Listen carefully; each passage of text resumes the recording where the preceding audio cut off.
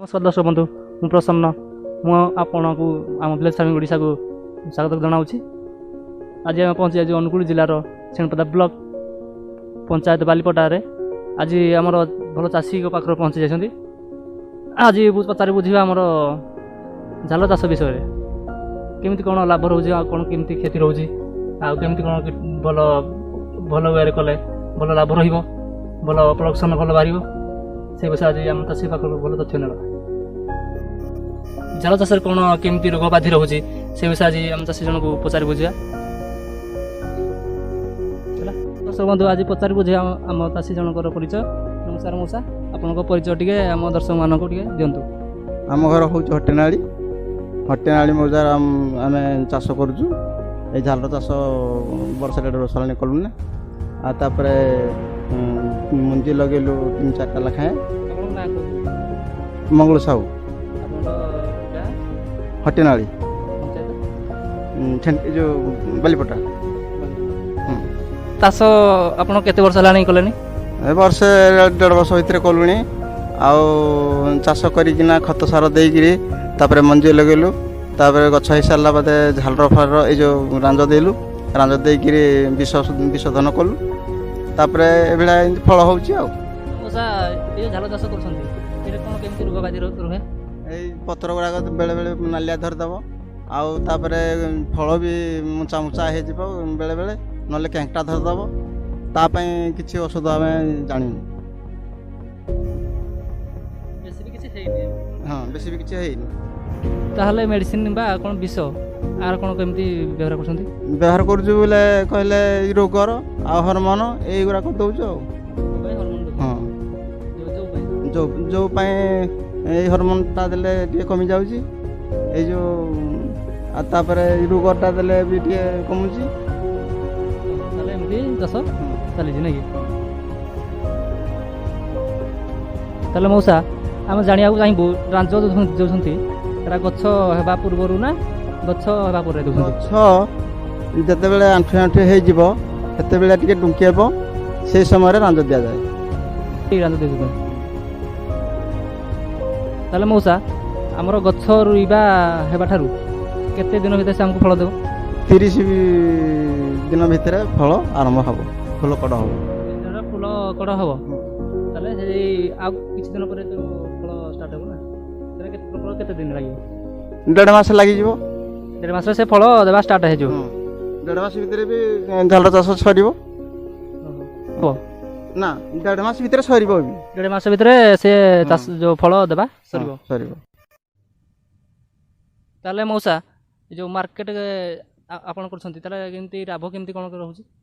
40 टका 50 टका बेले बेले बिक्री होतला बर्तमान भी हेते भी हेउनी सबआडे चाषी तो लगेलेनी आ मार्केट रे तो आम बालीपटा पंचायत मार्केट होउची बालीपटा मार्केट जते जिंती खाइला सेंती बिक्री चली आ गाँ गहली किए जदि कहला सेतरु भी देने करजु ताले आपण मार्केट रे जसंती व्यापारी जसंती ना निजे बिकुसंती? बेपारी की किछि दउजु जदि समय बेले आसिला बेपारी जदि बेपारी तो ठकी खिया लोक केतले आसुदी केतले नाही नहले गाँ रे दउजु किछि नहले नेगिरी मार्केटिंग करजु आम बालपटा पंचायत रे आ तले मौसा फल आपण लगिसंती एला केते थर तुलुसंती सप्ताह को हिंदी कहले आमे 3 दिनिया तुलुजु 3 दिनिया को सप्ताह को हिंदी कहले 2 थर 3 थर हो जाउची 3 थर भी हो जाउची तो सप्ताह को ताले हम जो थरे तुलसंती सेटे केते केजी बळा बाहर 50 केजी कि बेले बेले 60 केजी 70 केजी ए भला बाहरुची आ माने गोटे थरे 50 किलो बाहरुची माने सप्ताह को मिनिमम हमर 3 थर तुला माने 1.5 क्विंटल 1.5 क्विंटल तारे होजी 1.5 क्विंटल खन होजी ने आ ये जो गोटे मंदार आपण केते कोन सार विष खर्च करछंती आ सो ये रांज सार विष एगुडा सब केते रांज विष हिंदी कहले 50 टका ऊर्ध हबो पछे कमिमानी 50 टका रु अधिक हबो अधिक हबो तापर किंतु कमंडा 50 टका खर्च हेजी हां 50 टका खर्च हेजी कोन सार देथि नै कोन इडे सार आपण देछंती? ग्रूमर पोटास यूरिया इंदी मिक्स करके दउजो आ जैविक सार भी देछंती? हां जैविक सार खत इंदी मिक्स की दिया दउजी आ ଏ ଯେଉଁ ଟୋଟାଲି ଖର୍ଚ୍ଚ 50 ରୁ 60 ଟଙ୍କା ଭିତରେ ଖର୍ଚ୍ଚ ହେଉଛି। କେତେ କେଜି ସେ ପ୍ରଡକ୍ସନ୍ ଦେଉଛି? 50-60 ଭିତରେ ଏତିକି ଦେଉଥିବ ଆଉ। ନାଇଁ ତାହେଲେ ଗୋଟେ ମନ୍ଦାରୁ ଆମର ଫଳ ଆମର କେତେ ସେ ଦେଉଛି? ଏ 5 କିଲୋ 6 କିଲୋ ଏ ଭିତରେ ରହିବ ଆଉ। 5-6 କିଲୋ ରହୁଛି। ହଁ ଏମିତି କଥା। ତାହେଲେ ମଉସା ଆପଣ ଏଇଟା ଯେଉଁ ଚାଷ କରୁଛନ୍ତି କେତେ ଗଛ କେତେ ମନ୍ଦା ନେଇକି ଚାଷ କରୁଛନ୍ତି? 300 ଖଣ୍ଡେ ମନ୍ଦା ଚାଷ କରିଛୁ ଆଉ। 300 ମନ୍ଦା ଗଛ ଲଗେଇଛନ୍ତି।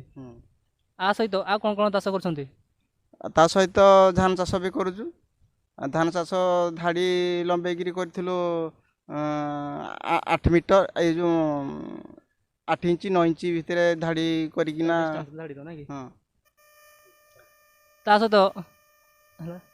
ସହିତ ଆଉ କ'ଣ ଚାଷ କରୁଛନ୍ତି? ଧାନ ଚାଷ କରୁଛୁ। ଆଉ କ'ଣ? ଧାନ ଚାଷ ବିରି ମୁଗ ହରଡ଼ ଏଇ ଇତ୍ୟାଦି ଫସଲ କରୁଛୁ ଆଉ। ଓହୋ ତାହେଲେ ଏତେ ସବୁ ଚାଷ କରୁଛନ୍ତି। ଚାଷ ଗୋଟେ ଲାଭଦାୟକ ଚାଷ। ତାହେଲେ ମଉସା ଆମେ ଜାଣିବାକୁ ଚାହିଁବୁ ଜମି ପ୍ରସ୍ତୁତ କେମିତି ଆପଣ କଲେ? ହଳ ଧରିଲୁ ମଇ ଦେଲୁ। ମଇ ଦେଲା ପରେ ତାକୁ ଢେକଳ ଫେକଳ ଯାହା ହେଇଥିଲା ତାକୁ ପାଲସ କରିକି ଦେଇଦେଲୁ। ଗୁଡ଼ାକ ସବୁ ପାଲସ ହେଇଗଲା। ପାଲସ ହେଇଗଲା ପରେ ତାପରେ ତାକୁ ଗାର ଟାଣିକିରି ମାଲ କରିକିରି ତାପରେ ଗଛ ଲଗା ହେଇଥିଲା ଆଉ। କେତେ ଡିଷ୍ଟାନ୍ସରେ ଗଛ ଲଗେଇଥିଲେ? ମାଲକୁ ମାଲ ଧାଡ଼ି ଠିକ ଲଗେଇକିରି ଲଗେଇଥିଲୁ। କେତେ ଫୁଟ ମାଲ? ଫୁଟେ 1.5 ଫୁଟରେ ଲଗେଇଲୁ ଆଉ। ଗଛ ଡିଷ୍ଟାନ୍ସ ଫୁଟେ 1.5 ଫୁଟ। ମାଲକୁ ମାଲ ହେଲେ 4 ଫୁଟ ମାଲ ଛାଡ଼ିଦେଲୁ। ଆଉ ଧାଡ଼ି ଯେଉଁ ଗଛ ଲଗେଇଲୁ ଧାଡ଼ି ଗଛରେ ପୁରା 1.5 ଫୁଟ ଲେଖାଏଁ ଛାଡ଼ିକି।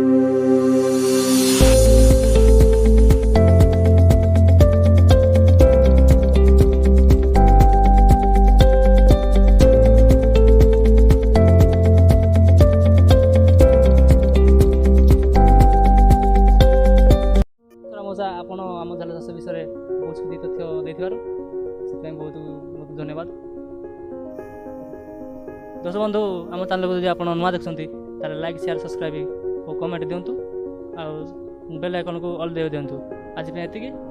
ଆମେ ଦେଖା ହେବା ଆଗାମୀ ଭିଡ଼ିଓରେ। ନମସ୍କାର।